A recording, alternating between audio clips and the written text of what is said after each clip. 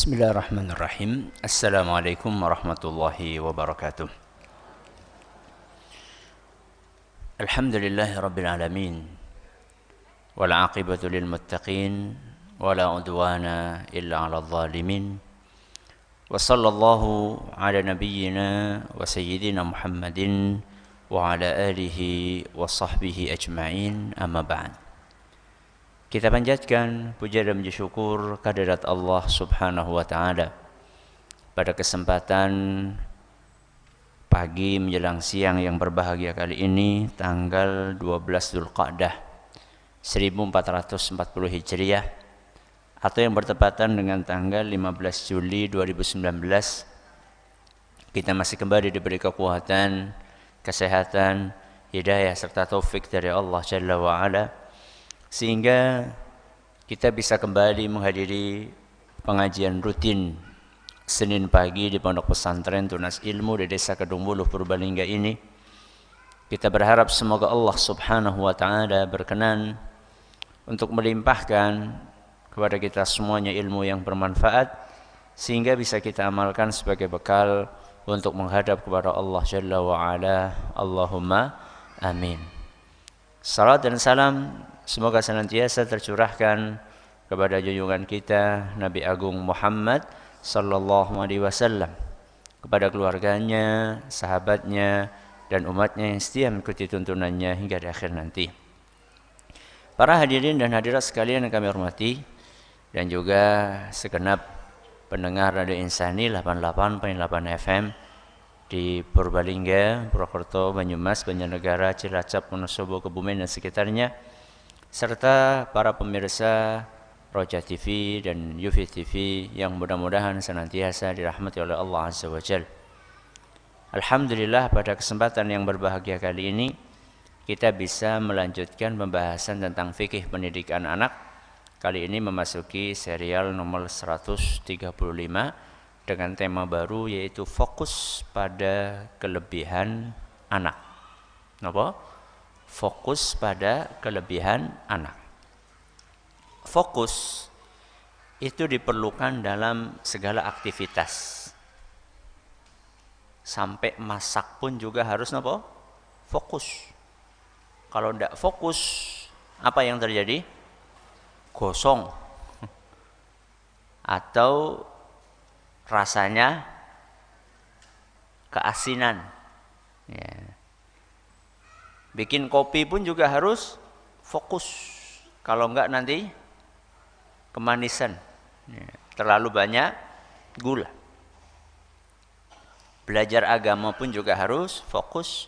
Sholat juga harus fokus. Jadi segala aktivitas itu membutuhkan apa? Fokus. Salah satu aktivitas yang harus fokus kita di dalamnya adalah aktivitas mendidik anak. Kenapa? Karena kalau kita fokus kepada sebuah tujuan yang baik, maka seluruh aktivitas kita akan terarah. Panjenengan suami istri ngobrol, ini kira-kira anak kita ini mau kita arahkan kemana? Oh, kita pengen anak kita jadi dokter. Oh, kita pengen anak kita jadi ustadz. Oh, kita pengen anak kita jadi insinyur. Ya. Oh, kita pengen anak kita ini jadi apa, Bu? Tentara. Ketika kita punya sebuah tujuan, maka anak ini pun akan diarahkan sesuai dengan tujuan tersebut. Dan tentunya orang tua teladan, dia akan selalu berpikir bagaimana anak saya menjadi soleh. Itu harus. Ya. Jadi yang namanya mendidik anak supaya jadi soleh itu bukan cuma syarat menjadi ustadz saja. Menjadi masinis perlu soleh atau tidak? Perlu. Menjadi tentara perlu soleh atau tidak? Perlu. Apalagi menjadi presiden. Harus apa? Soleh. Seluruh aktivitas, seluruh profesi membutuhkan kesolehan. Maka orang tua ketika dia punya target, oh saya pengen anak saya soleh, oh saya pengen anak saya baik, oh saya pengen anak saya punya karakter positif, maka seharusnya seluruh aktivitasnya pun juga tertuju ke sana. Bagaimana caranya anak menjadi lebih baik, bagaimana anak memiliki karakter positif.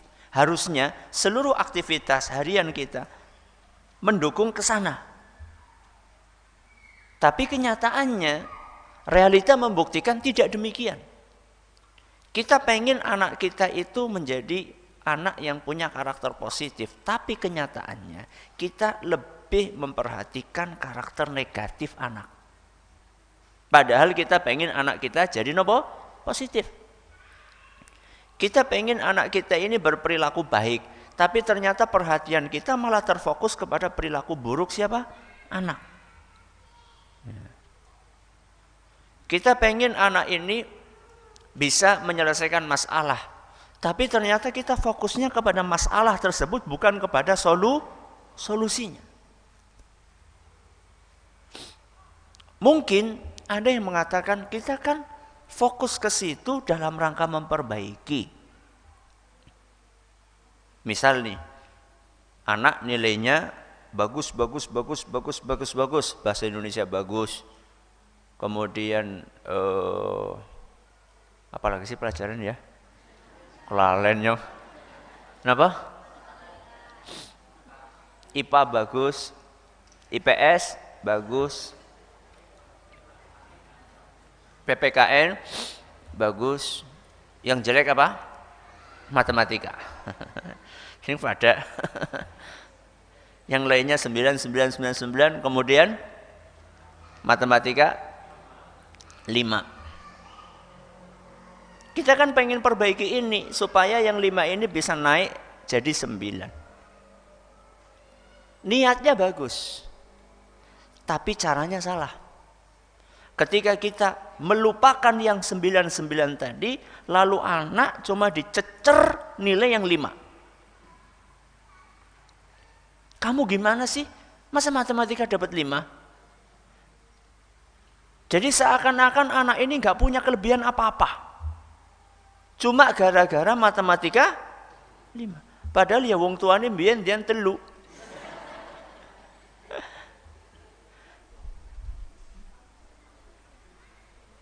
Akhirnya anak merasa tertekan. Anak merasa minder. Seakan-akan anak ini tidak dihargai sama sekali. Ini yang saya katakan tadi, porsinya itu nggak pas. Anak punya kelebihan, fokus di dalam kelebihannya. Jangan sampai kita terlalu fokus kepada kekurangan anak. Wajar anak itu punya perilaku baik, punya perilaku apa? Buruk, itu wajar. Namanya juga manusia. Anak-anak kita itu bukan malaikat. Kita juga bukan malaikat. Tapi ingat, anak kita juga bukan setan. Kalau malaikat kan baik terus. Kalau setan jelek terus. Anak jenengan yang mana?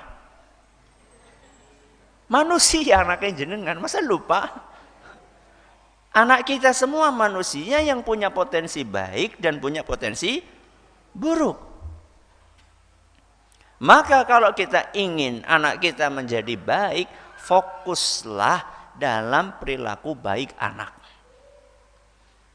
Kalau kita ingin anak kita punya kelebihan, fokuslah dalam kelebihan anak. Maka judul kita hari ini adalah fokus pada kelebihan anak. Bukan apanya? Bukan kekurangannya. Bagaimana caranya Ustadz? Apakah artinya kita selalu muji-muji anak? Bukan. Perlu difahami bahwa mengakui kelebihan anak itu tidak sama dengan memuji anak. Kadang-kadang ada sebagian orang tua belum bisa membedakan antara memuji dengan mengakui kelebihan. Tidak sama. Walaupun mungkin ada beberapa sisi yang mirip, tapi tidak sama. Apa bedanya? Kalau memuji itu sifatnya umum. Kalau memuji itu sifatnya umum. Kalau memberikan kalau menyatakan kelebihan itu sifatnya spesifik, khusus. Saya kasih contoh. Kalau pujian itu contohnya kayak gini. Masya Allah, putri ibu cantik banget. Ini namanya pujian. Namanya pujian. Masya Allah, putrane bapak ganteng temen kayak bapak walaupun sebenarnya enggak juga sih. Ya. Itu namanya pujian. Pujian itu kayak permen. Kayak nopo? Permen. Enak tapi kurang nutrisi. Nutrisi itu kurang gizi. Ya. Napa wonten permen sing bergizi? Jarang. Tapi di mulut napa? Enak. Kalau kebanyakan bahaya napa mboten? Bahaya. Kalau kebanyakan anak akhirnya jadi malas untuk makan. Apalagi termasuk makanan yang dijual snack itu ya mirip gitulah. Enak, membuat orang suka, tapi kalau kebanyakan bisa berbahaya. Begitulah pujian. Jadi kalau selama ini kita cuma mengatakan, oh anaknya ibu cantik, Masya Allah. Oh anaknya bapak ganteng, Masya Allah. Cuma itu terus setiap hari. Itu akan merusak karakter anak kita. Terus yang membangun yang bagaimana Ustadz? Yang membangun itu adalah dengan menyebutkan kelebihan. Menyebutkan kelebihan itu artinya lah memuji anak secara spesifik. Contoh, hari ini si bungsu merapikan kamarnya dengan bersih. Ini kelebihan atau bukan? Kelebihan. Maka kita katakan, Masya Allah, kamarnya rapi, wangi, bersih, sehingga menjadi nyaman untuk ditinggali. Itu namanya menyebutkan apa? Kelebihan. Jadi spesifik. Kita jelaskan kelebihannya kamu itu ini. Kamu sekarang bisa rapi, bisa bersih, kamarmu nyaman. Itu namanya menyebutkan kelebihan. Pujian tapi sifatnya spesifik. Contoh yang lain. Si sulung barep ya. Biasanya jarang mau berbagi dengan adiknya. Karepe apa-apa di nggo dewek. Mainan buat sendiri, makanan buat sendiri. Kok tahu-tahu suatu hari kita melihat si kakak ini tanpa disuruh, tahu-tahu dia beli jajan dua. Yang satu buat dirinya sendiri, yang satu buat siapa? Adiknya. Oh, ini ada kelebihan. Maka kita katakan, Masya Allah, anak solih, baik banget sama adiknya mau berbagi. Gitu loh, Josip, Masya Allah. Itu namanya menyebutkan kelebihan. Fungsinya apa Ustadz? Kalau kita menyebutkan kelebihan berarti kita mengakui anak punya kemampuan. Dan mengakui kemampuan anak itu penting sekali untuk mengembangkan perjalanan selanjutnya. Anak merasa sudah ada yang bisa dia lakukan dan sudah ada yang bisa dia capai. Berbeda kalau misalnya kita tidak memberikan apresiasi atas kelebihan anak. Contoh kayak yang tadi. Rapotnya 888 999 kecuali nopo? Matematika. Lalu kita fokusnya hanya yang 5. Kita panggilkan guru les. Padahal anak itu sudah capek. Pulang dari sekolah, pengennya istirahat. Dipanggilin guru les. Nanti les lagi. Akhirnya anak itu lupa bahwa dia itu punya kelebihan. Lupa bahwa anak itu punya kemampuan dalam bidang-bidang yang lainnya. Akhirnya bidang-bidang yang lain yang sebenarnya dia mampu turun. Sedangkan matematika yang di les itu karena jengkel juga tidak naik ya paling 6 lah. 5 jadi berapa? 6. Yang lainnya yang dari 9 turun menjadi berapa? Menjadi 7, menjadi 6. Itulah bahayanya kalau kita fokus kepada apa tadi? Kejelekan dan kekurangan anak. Ya. Maka penting sekali. Nah, di negeri kita ini, di Indonesia yang tercinta ini, rata-rata orang tua dan guru itu belum terbiasa untuk mengamati kelebihan anak. Kenapa? Karena rata-rata di sekolah kita ya cuma SD, SMP, SMA. Belum ada penjurusan. Paling mulai ada penjurusan di SMA. Itu pun juga penjurusan secara global, IPA sama apa? IPS.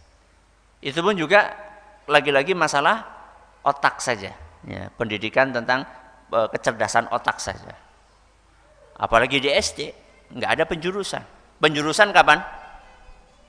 Kalau masuk perguruan tinggi. Nah, karena dari kecil itu tidak dilatih anak kita untuk mengetahui potensinya, ketika dia mau masuk ke jurusan di perguruan tinggi, hampir bisa dipastikan banyak di antara anak-anak kita yang bingung.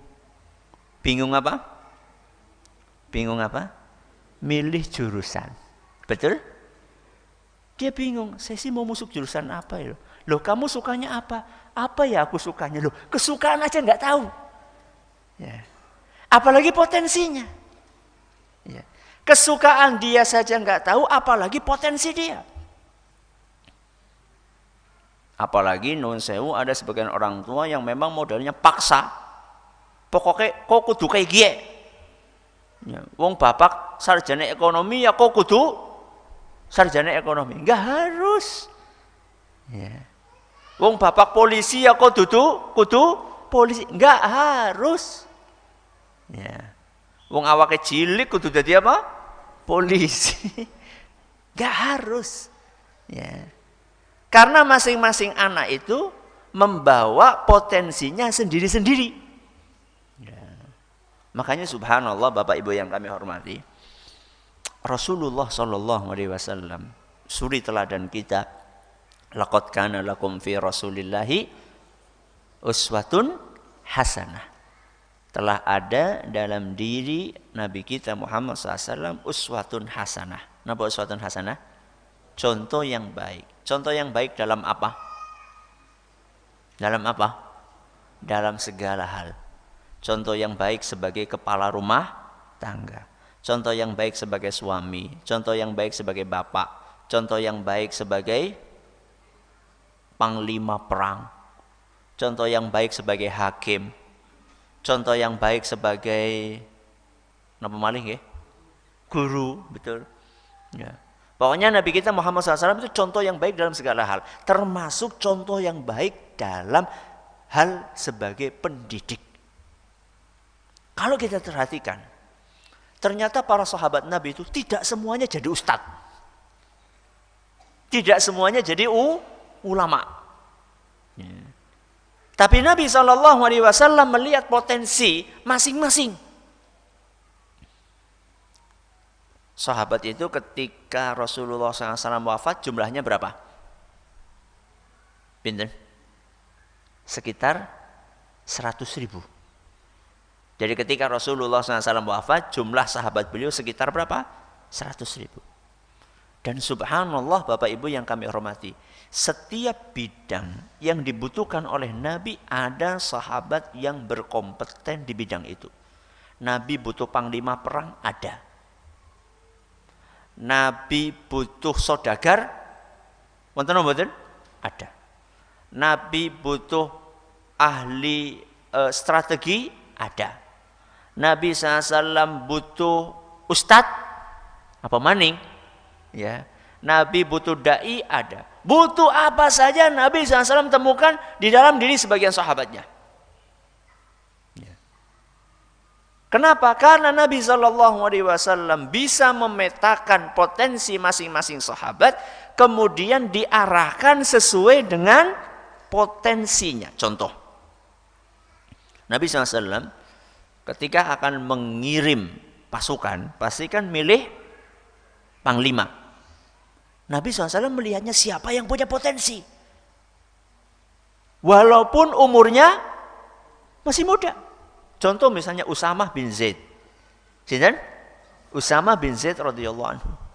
Itu ketika diutus oleh Nabi SAW menjadi panglima perang, itu usianya baru sekitar 18 tahunan.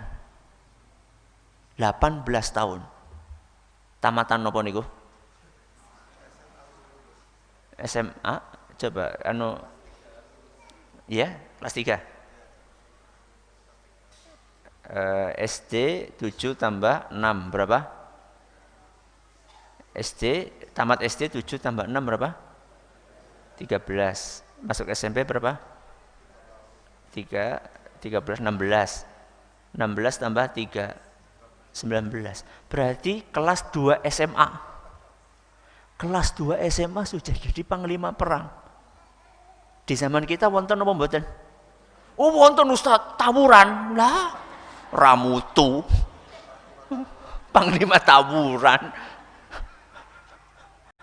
Panglima perang mengatur strategi.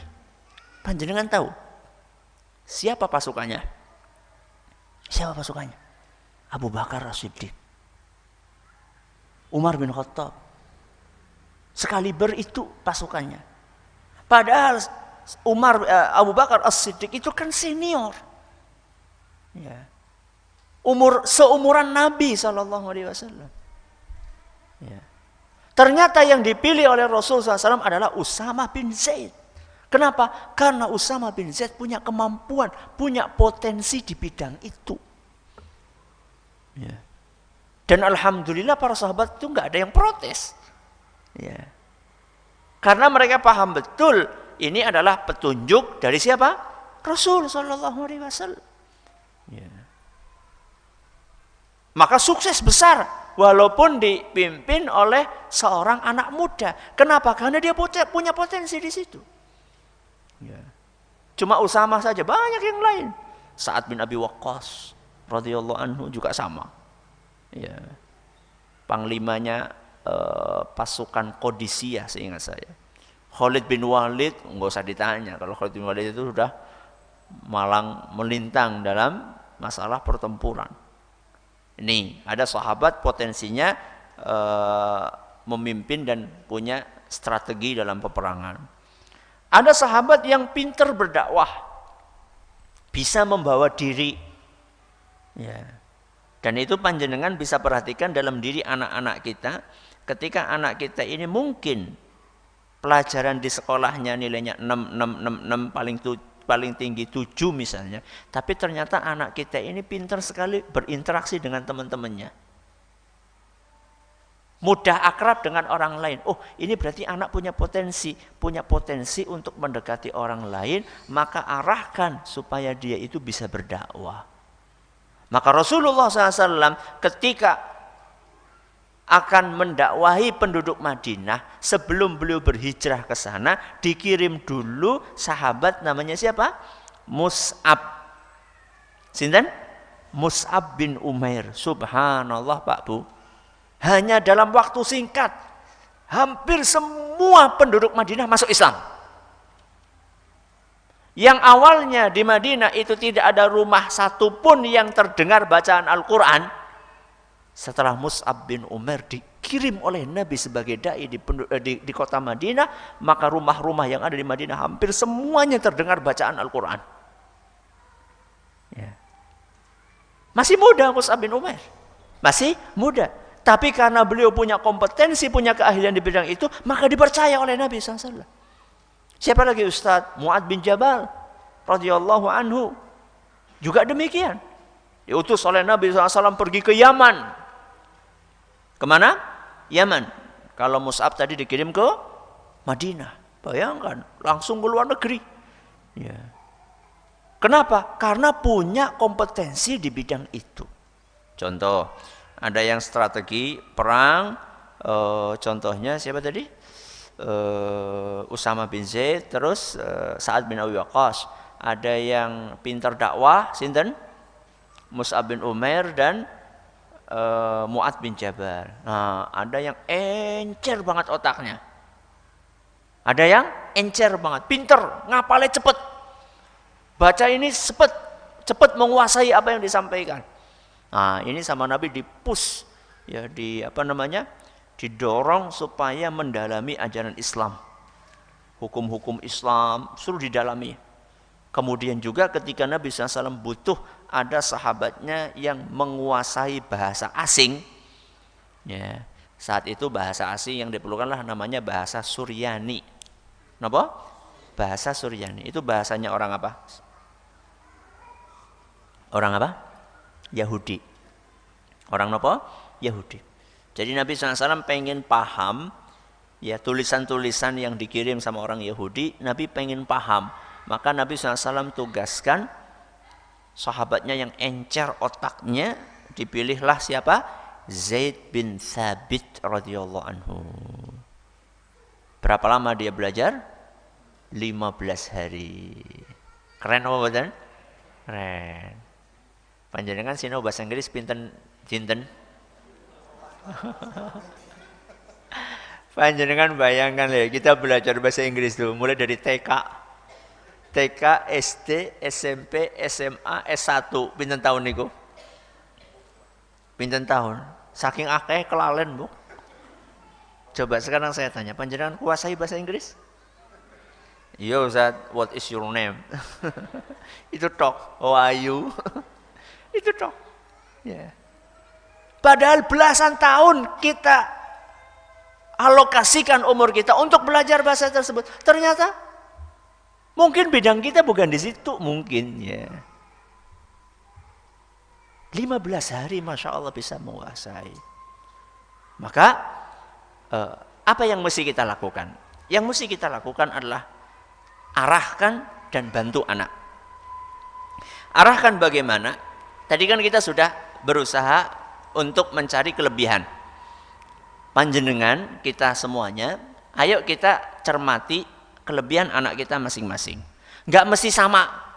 Panjenengan punya 4 anak itu enggak mesti sama kelebihannya. Bisa saja anak pertama kelebihannya membaca, bisa saja yang kedua kelebihannya aktivitas fisik, yang ketiga kelebihannya bongkar, walaupun belum bisa nopo masang. Ya pulpenku ki jan wis entong pirang lusin ya. Dibongkari terus. Ya sudah dibilangi ya tetap aja dibongkari. Habis berapa lusin ini? Ya, sing pire ilang, sing isinya ilang, sing karete ilang. Masya Allah ahli bongkar. Insya Allah nanti bongkar apa? Pasang. Ada yang kecenderungannya bantu-bantu di dapur. Ya.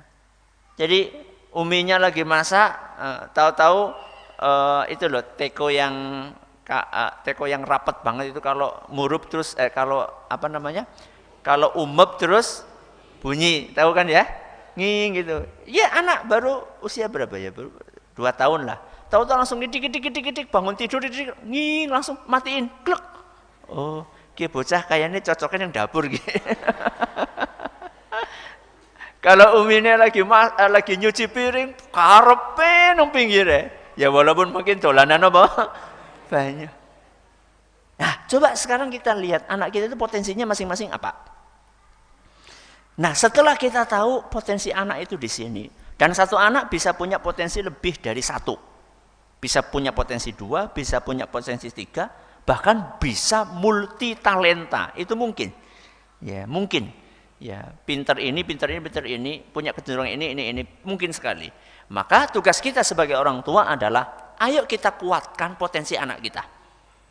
Oh, dia potensinya adalah membaca. Ayo kita sediakan buku-buku sebanyak mungkin supaya anak itu ada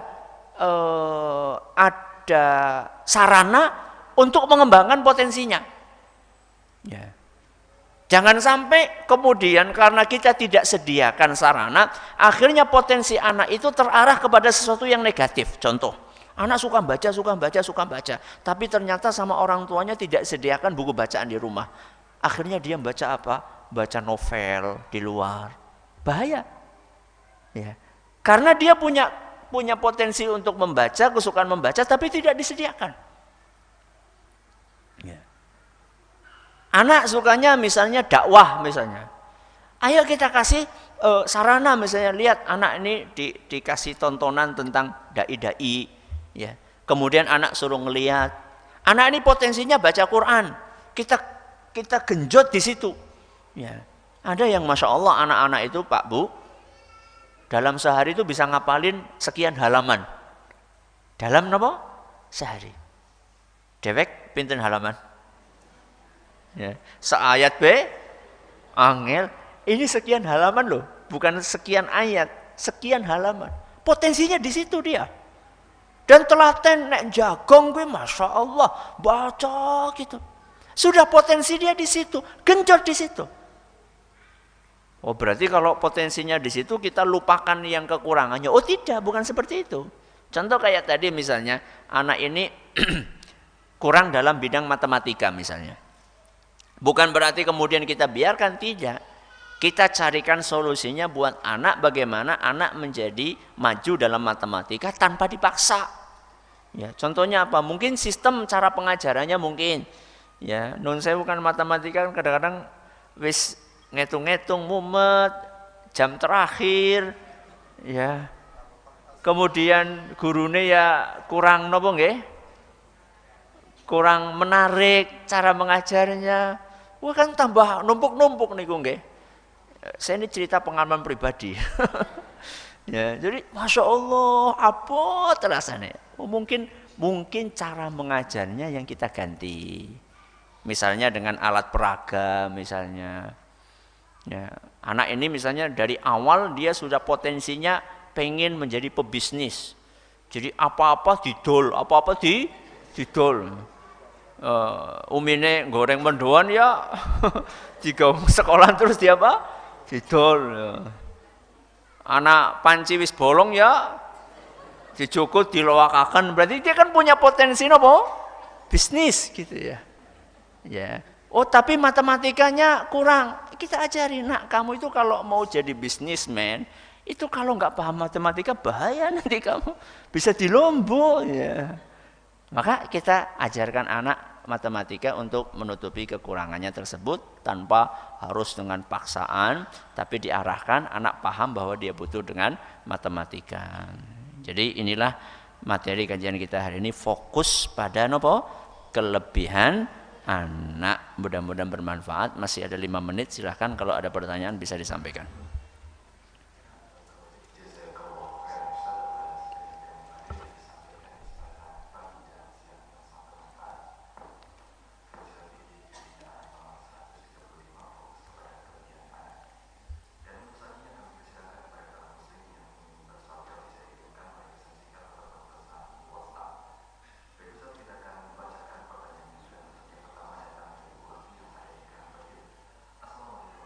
Waalaikumsalam warahmatullahi wabarakatuh.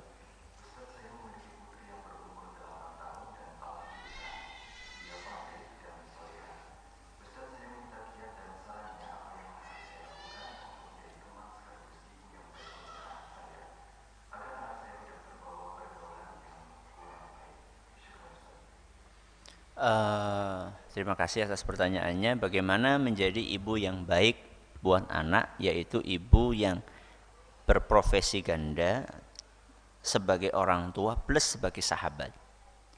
Ini pernah kita sampaikan. Ini tema ini pernah kita sampaikan. Kalau nggak salah judulnya orang tua sahabat anak atau orang tua teman anak. Kalau nggak salah seperti itu judulnya. Anda, saudara penanya atau saudari penanya bisa mencari kembali rekaman kajian itu. Di situ saya sebutkan dengan lebih luas lagi.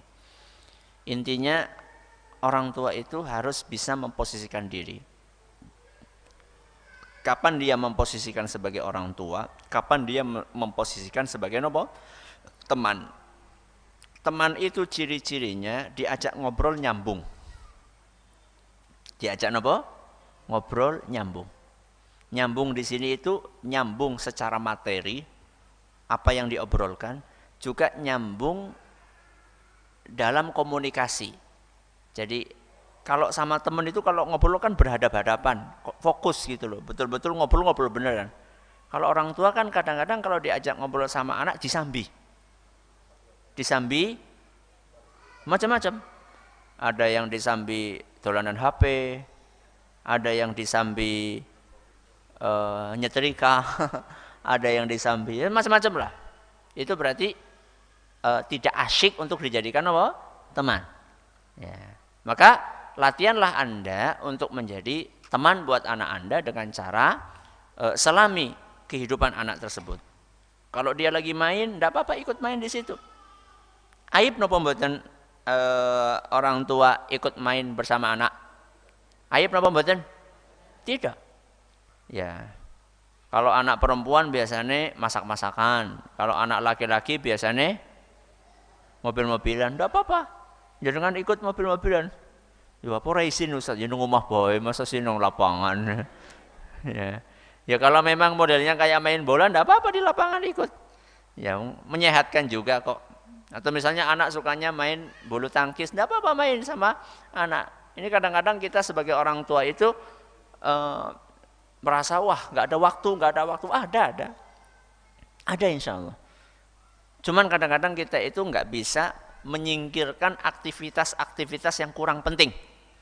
Ya contoh itu dolanan HP ini, itu penting no mboten? Mboten. Itu coba disingkirkan, dikurangi. Ya, kita akan temu insya Allah, akan ketemu waktu buat anak. Untuk lebih luasnya silahkan Anda dengerin kembali, cari dengan tema tersebut. Saya lupa judul spesifiknya, kalau nggak salah orang tua sahabat anak atau teman buat anak, seputar itu. Artikelnya juga ada, Anda cari, kemudian Anda simak, kemudian mudah-mudahan bisa membantu Anda untuk memposisikan diri sebagai orang tua plus sahabat buat anak. Waktunya habis sampai di sini.